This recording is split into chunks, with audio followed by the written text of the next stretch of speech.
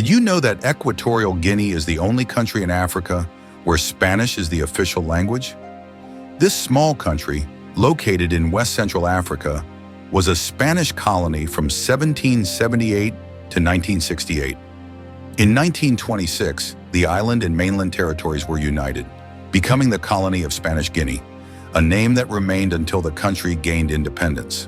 Despite much pressure, Spain eventually ceded its freedom, declaring Equatorial Guinea independent. Today, Spanish remains the most widely spoken language, the language of education, media, and daily life. Although French and Portuguese have been added to the list of official languages, Spanish remains the soul of the culture here, a legacy of the colonial past. Are you ready to explore Equatorial Guinea? Join me as we delve into the mysteries of this country, from its dark history to its unique customs, its turbulent geography to its hidden corners. If you're from Equatorial Guinea, share with us your life, culture, interesting facts, and places you think everyone should visit. Feel free to correct anything you think is necessary. You know your country best. Number 1. Equatorial Guinea, a small country located right on the equator of Africa, where uniqueness and mystery intertwine in every corner of life. Surrounded by Cameroon to the north, Gabon to the south and east, and the Gulf of Guinea and the Atlantic Ocean to the west, Equatorial Guinea is a jewel in the heart of Africa.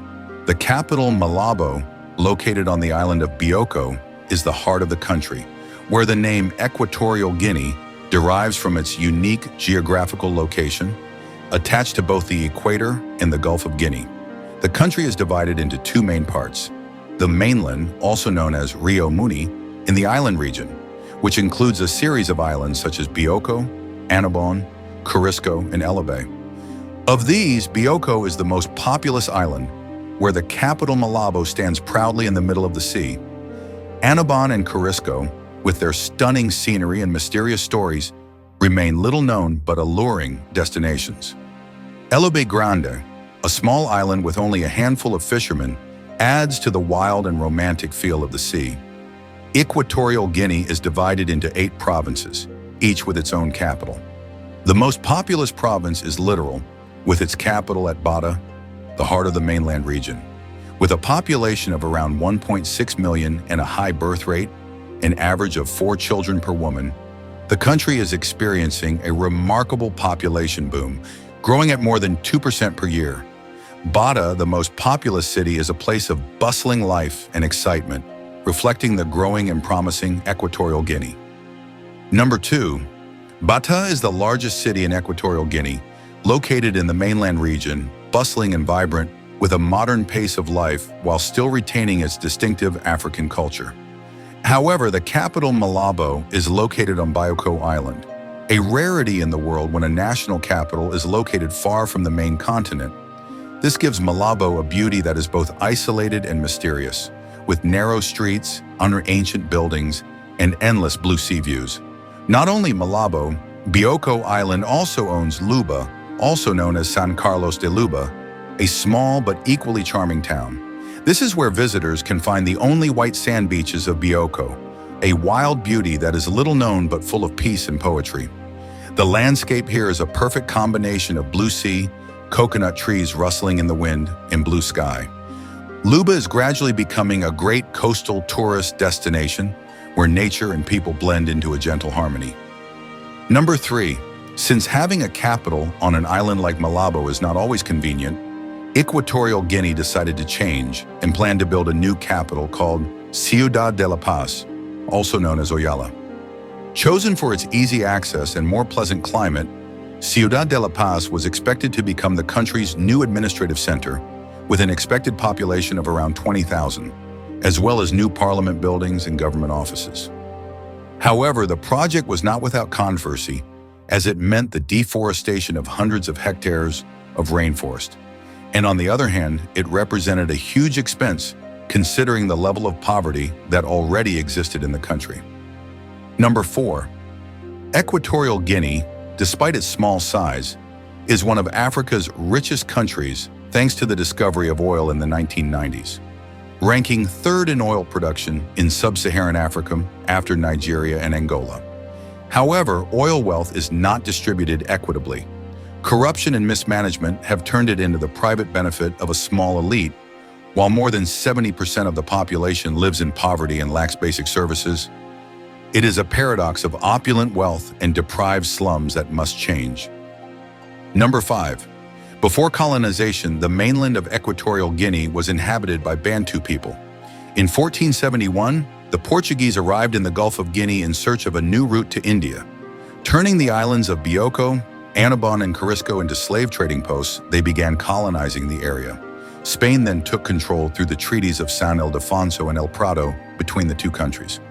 From 1778 to 1968, Equatorial Guinea was under Spanish rule and became part of the Viceroyalty of Rio de la Plata, and was incorporated in 1926 as the province of Spanish Guinea. Finally, after many years of struggle, on October 12, 1968, Equatorial Guinea officially regained its independence. Number 6. The first president of the Republic of Equatorial Guinea, Francisco Macias Nguema, was a figure even Hollywood would take a bow on. Coming to power in 1968, he not only established a dictatorship, but also declared himself a Marxist. In 1978, he imposed the national motto, "There is no God but Macias Nguema." When churches criticized him, he closed all churches and destroyed statues. He forced children between the ages of 7 and 14 to serve in the army and declared his willingness to invade Spain. Although he banned bread and all Spanish products because he considered them imperialist, he was found to have consumed Spanish ham and bread and wine, and even received medical treatment in Spain later in life. Macias Nguema was overthrown in 1979 in a coup led by his nephew, Teodoro Obiang Nguema. Today, 80-year-old Teodoro Obiang remains in power, sparking debate over his successor, with the leading candidate being Teodoro Nguema Obiang, his son and current first vice president. Number 7. In Equatorial Guinea, Spanish is not only the official language, but also the language of education. With a 95% literate population, the education system is based on the Spanish model. Preschool from ages 1 to 3, kindergarten from ages 4 to 6, followed by 6 years of primary education, 4 years of basic education, and 2 years of secondary education. To enter university, students must pass an entrance exam. Technical vocational training is also emphasized, with programs ranging from intermediate to advanced levels. Although there are several universities, the most important is the National University of Equatorial Guinea, with campuses in Bata and Malabo. In addition, UNID, the National University of Distance Education of Spain, is also present in both cities. After Spanish, the second most common language is Fong, creating a rich and diverse picture of languages and education in the country. Number 8. The culture and traditions of Equatorial Guinea are unique, completely different from those of Latin American and Western countries. While legally a person can only marry one person, local tradition opens another door. A man can have multiple wives as long as he has the financial means to take care of them. In fact, having multiple wives is often seen as a sign of success and power. When a man marries, he is required to give a dowry to the bride's family, including money. However, not all ethnic groups follow this custom. It is mainly characteristic of the Fong. In the event of a broken marriage, the woman is required to return the dowry, and the husband is given custody of the children born during the marriage, while the woman retains the children born before. When a man wants to pursue a woman, he will make a formal introduction, which usually includes bringing food to her family and possibly a small sum of money to impress. The culture of Equatorial Guinea is not only rich in traditions, but also reflects a subtle blend of past and present, creating a diverse and interesting picture. Number 9. In 1966, a rare event occurred in Equatorial Guinea. A freshwater fish farmer named Benito Monet captured the only known albino gorilla. After killing its entire family, he named the gorilla Unfumu Ingwe, meaning white gorilla. He kept it at home for 4 days before taking it to Bata, where it was purchased by primatologist Jordi Sabatier. Sabatier named it Fluke de Neu, or Little Snowflake. Snowflake lived at the Barcelona Zoo, where it became his home until his death in 2003, after being diagnosed with a rare form of skin cancer related to his albinism. Fluke de Nu was a western gorilla, a critically endangered species with about 95,000 remaining worldwide. These gorillas are found mainly in countries such as Cameroon, the Democratic Republic of Congo, Gabon, Angola, and even Equatorial Guinea. This is not only a story about a rare creature, but also a reminder of the fragility of wildlife facing extinction. Number 10. In Equatorial Guinea, the most popular and beloved sport is none other than football, introduced during the Spanish colonial period. The country's top league, the National Football League, was founded in 1979. Before independence, football here was divided into two separate leagues, one for indigenous people and one for Europeans. Today, exciting football matches are held in 7 different stadiums, with famous teams such as Atletico Semu, Vegetarian Lions, Dragon, Future Kings, and Deportivo Niafong. 2 of the country's top stadiums are the Bata Stadium and the Malabo Stadium, where the atmosphere and passion of the matches provide unforgettable drama. Football is not only a beloved sport, but also a source of national pride, uniting communities through emotional and dramatic matches. Number 11. The Fong ethnic group, a Bantu group, is an important part of the cultural landscape in Equatorial Guinea, as well as in northern Gabon and southern Cameroon. Currently, the Fong people make up 85% of the population of the Equatorial Guinean region, concentrated mainly in the Muni region. They have preserved their history and cultural heritage through oral tradition, and in addition to the Fong language, many are fluent in Spanish, French, German, and English. The Fong people's social structure is organized along patrilineal lines, and they are known for their extensive knowledge of the animals, plants, and herbs of the equatorial forests. Although other ethnic groups in the country, such as the Bubi, Dawe, Anobonis, Creole, Bistio, and Uheba, also contribute to the cultural diversity, the Fong stand out for their understanding of the natural environment. About 90% of Equatorians are Christians, with a minority being Protestant, while the rest belong to Islam, ancestral religions, and other religious minorities. The Fong's culture and beliefs form a diverse and colorful mosaic that enriches the identity of Equatorial Guinea. Number 12. A little-known but extremely important conservation area in West Africa is the Monte Allen National Park, located in the Niapong Mountains. This is one of the region's most important reserves, yet remains largely undiscovered by visitors, offering a rare opportunity to experience uncrowded tours. At Monte Allen, you can enjoy a personalized safari package with plenty of trails to explore and observe wildlife. In this vast reserve, you will encounter impressive animals such as gorillas, Goliath frogs, elephants, crocodiles, and chimpanzees. With around 870 miles of wet forest, Monte Allen is home to more than 105 species of mammals, including 16 species of primates. This is a wildlife paradise where every step opens up a new adventure, and every corner of the forest is a fascinating discovery. Number 13. Located in the eastern part of the mainland, Monte Allen National Park is a protected area established in 1988, covering 309 square miles of wilderness. It is home to pristine forest ecosystems and beautiful plateaus, creating a dramatic landscape of majestic rock formations and winding rivers. One of the most interesting and unusual creatures in Monte Allen is the dwarf chameleon, which is fortunately not endangered. The area also has small villages of the Fong people, adding to the richness of the local culture.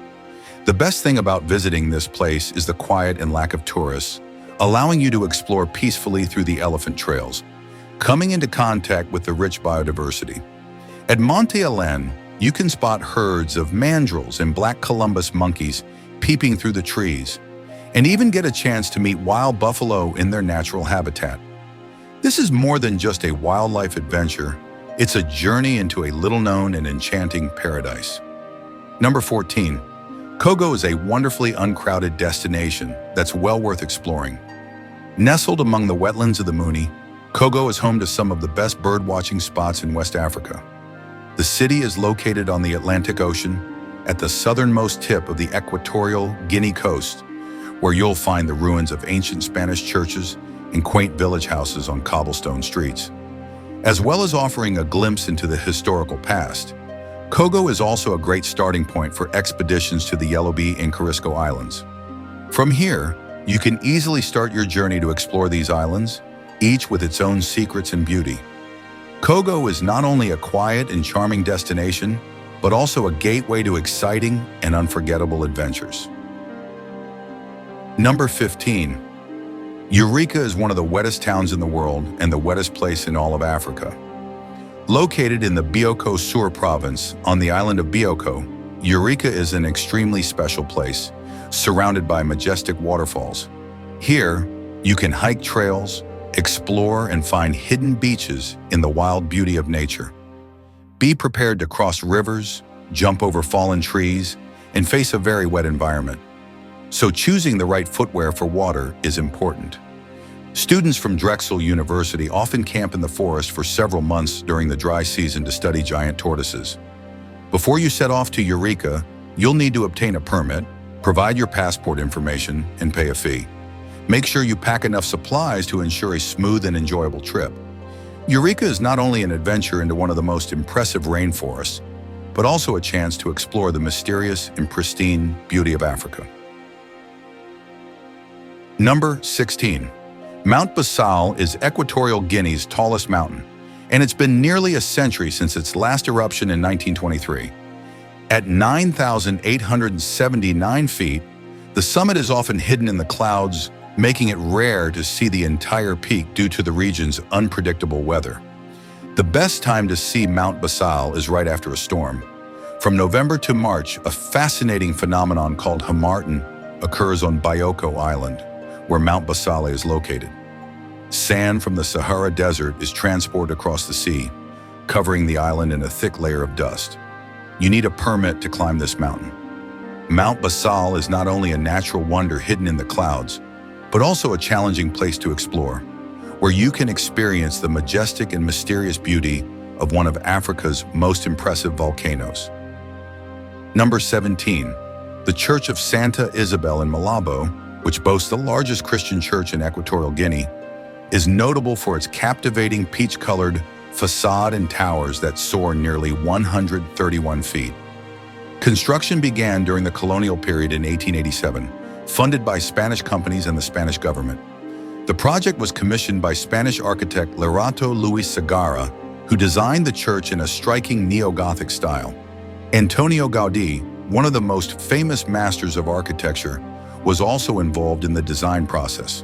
The Santa Isabel Church is not only a religious symbol, but also an architectural masterpiece bearing the mark of a rich historical period, attracting all eyes with its solemnity and captivating beauty.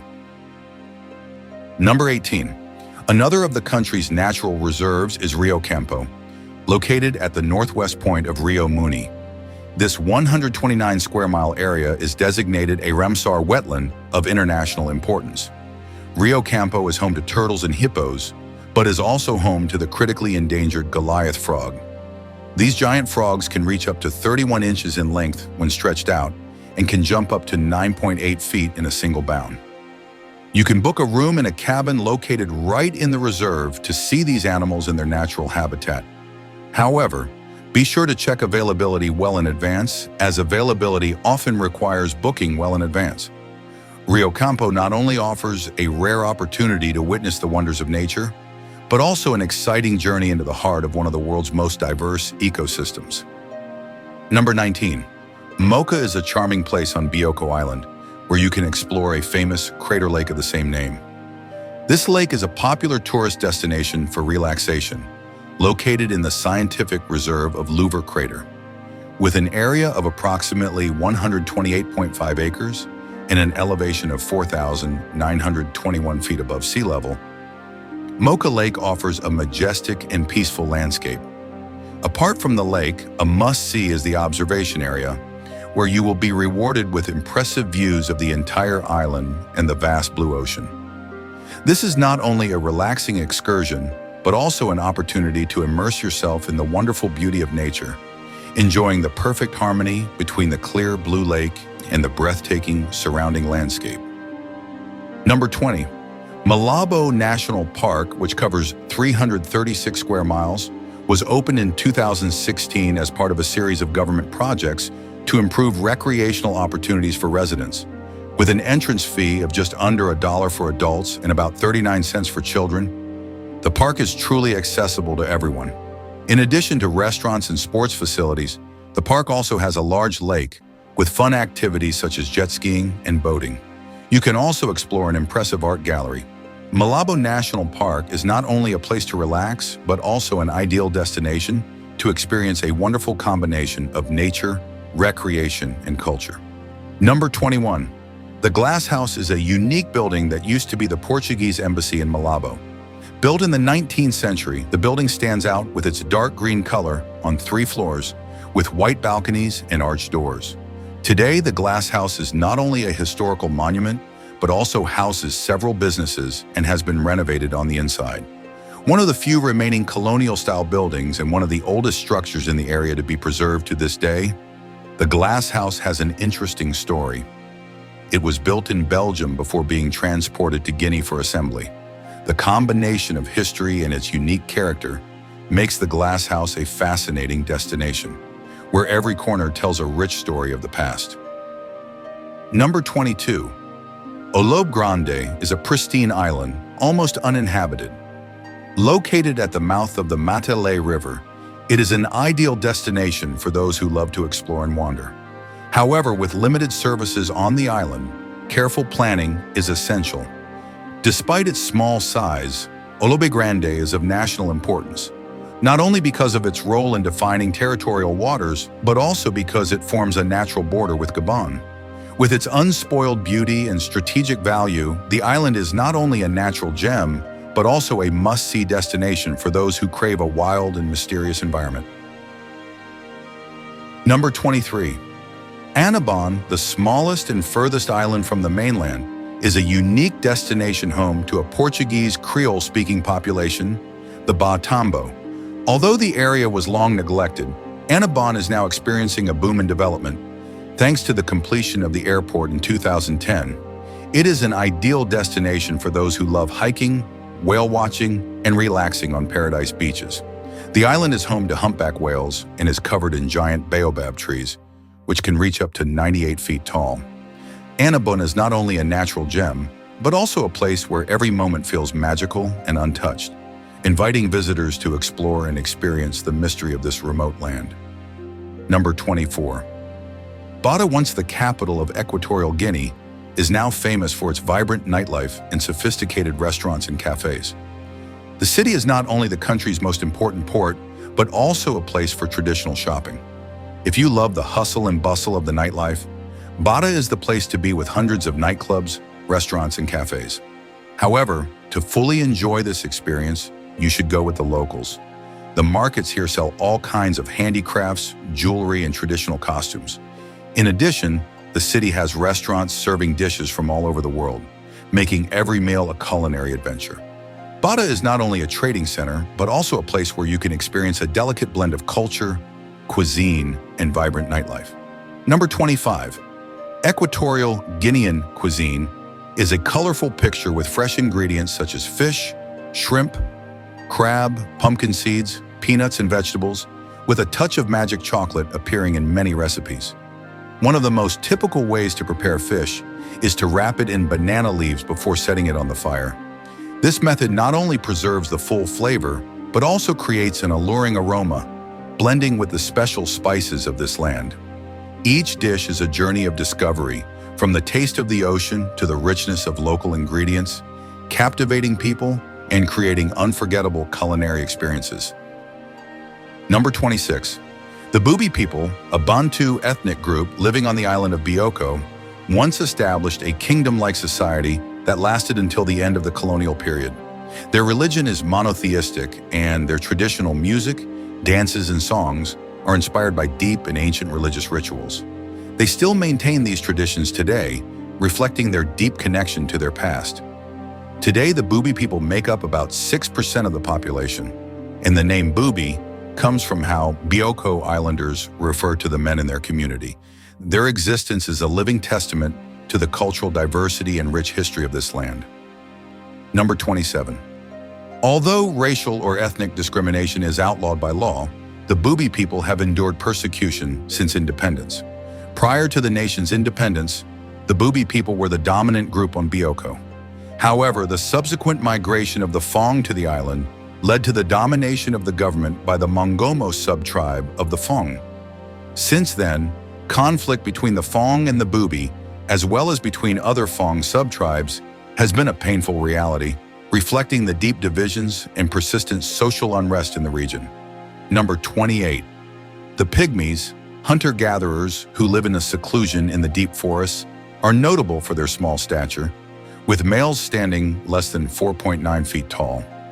Together with the Bushmen and the Hottentots, they are considered the most ancient inhabitants of Africa. In Equatorial Guinea, they are known as the Bales or Bookings.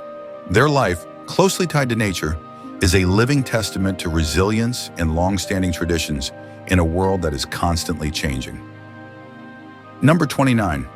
The Anubanese live on the island of Anuban, where they are a unique mix of Portuguese, Spanish, and descendants of African slaves. Their traditions are tied to fishing, as the island has limited agricultural resources due to its volcanic origin. To get around, they use dugout canoes called cayucos, which are crafted from saba wood. Most Anubanese speak Fadambo, preserving their distinct cultural identity in the midst of the vast ocean. Number 30. Equatorial Guinea has a tropical climate, remaining warm and humid all year round. However, June through September is a bit more pleasant, with temperatures dropping slightly. The hottest season is from January through May, when temperatures can reach their highest. Conversely, from July through September, temperatures drop to 73 degrees Fahrenheit, bringing a rare coolness. In Malabo, the highest temperatures often hover above 88 degrees Fahrenheit, creating a delightful combination of tropical warmth and fleeting coolness. Number 31. Peanut soup is a staple in Guinea, as it is in many other African countries. It is made with guinea pepper and vernonia leaves, combined with a smooth peanut paste. The rich flavor of peanut soup not only reflects the richness of the local cuisine, but also offers a culinary experience full of color and tradition. Number 32. Bambucha is a traditional Fong stew, rich in flavor and unique in flavor. It is made from mashed and cooked cassava leaves, combined with hot chili peppers and palm kernel juice. Served with fried green plantains or cassava, bambucha is not just a dish, but also part of the colorful and sophisticated culinary heritage of the Fong. Each bite of the stew offers a wonderful blend of spicy and rich flavors, making it unforgettable for anyone who enjoys it. Number 33. In the early years of independence, Equatorial Guinea used the aquatagine, based on the value of the Spanish peseta. But in 1975, in a desire to enrich the African identity, the country switched to the equally. However, the change did not last long. In 1985, the equally was replaced by the CFA franc, when Equatorial Guinea joined the Central African Economic and Monetary Community. Since then, the CFA franc has become the official currency, closely tied to the country's economy. Number 34. If you are planning to visit Equatorial Guinea, there are a few important things to remember to make your trip smooth and safe. First, avoid carrying valuables and don't show signs of wealth. Although Equatorial Guinea has a lower crime rate than many other African countries, it is wise to keep a low profile. Stay away from political discussions and don't participate in protests, as there have been human rights violations in the past. If you decide to swim, be aware of strong currents, as there may not be lifeguards on duty. As for driving, although the roads are relatively good, you still need to be careful, as drinking and driving is common. Avoid stopping to pick up hitchhikers, as this can be a potential hazard. When driving, you may encounter checkpoints, especially in cities like Malabo and Bata. Cooperate with the authorities. As for taxis, it is best not to use them if you do not know the driver or have no one to introduce you. Avoid sharing a taxi with strangers. Be careful with credit or debit card transactions to avoid fraud. In particular, Equatorial Guinea is a region with widespread malaria, so be prepared with medication to prevent it. Make sure you have yellow fever and other necessary vaccinations before your trip. Number 35. In Equatorial Guinea, the average life expectancy is quite low, at around 61 years for women and 59 years for men. The main causes of death include AIDS, pneumonia, influenza, diabetes, and heart attacks.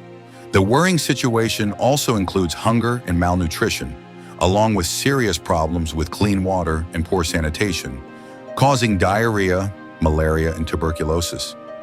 If you want to continue discovering interesting stories from neighboring African countries, don't miss our video on Ghana, which opens up a fascinating new perspective on the life and culture of this region.